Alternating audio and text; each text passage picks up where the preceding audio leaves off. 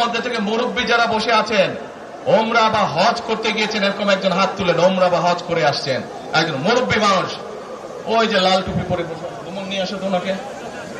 আপনি আসেন দেখি, সামনে সামনে আসেন, আমার কাছে আসেন। কি নাম আপনার? ওই এইদিকে বলেন। বাড়ি কই? সুনামগঞ্জ। বাড়ি সুনামগঞ্জ। সুনামগঞ্জ কোথায়? শান্তিগঞ্জ। এই সুনামগঞ্জের মানুষ আছে এখানে? এই লোক আপনাদের মানুষ? আচ্ছা, এখন বলেন, কবে গেছিলেন আপনি? হজ না উমরায় গেছিলেন? উমরাতে গেছি 16তে, হজে গেছি 17। উমরাতে গেছেন 16তে, হজে গেছেন 17। এখন আমাকে বলেন, আপনি তো উমরা হজ করে আসছেন, যে মাইকের সামনে দাঁড়ান, আপনি কাবা শরীফে গেছেন, কাবা শরীফের মালিক কে? আল্লাহ। জোরে বলেন। আল্লাহ। কাবা শরীফের মালিক কে? আল্লাহ। আল্লাহ।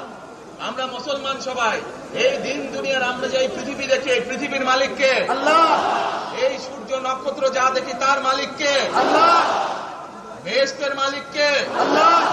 দোজখের মালিক কে? আল্লাহ। আচ্ছা, দাঁড়ান, আপনি বসেন।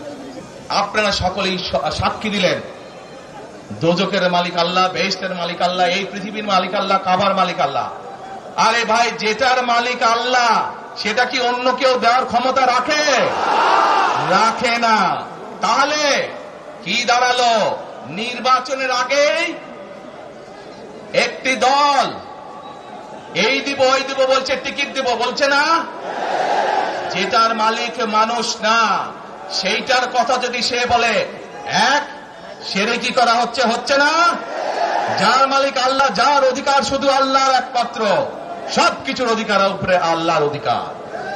কাজেই আগেই তো আপনাদেরকে ঠকাচ্ছে, নির্বাচনের ফলে তাহলে কেমন ঠকাবে আপনাদেরকে বোঝেন এবার। শুধু ঠকাচ্ছেই না মানুষকে, যারা মুসলমান তাদেরকে শিরকি করাচ্ছে তারা। নাউজুবিল্লাহ। প্রিয় ভাই বোনেরা, কেউ কেউ বলে অমুককে দেখেছে, তমুককে দেখেছে, এবার একে দেখেন।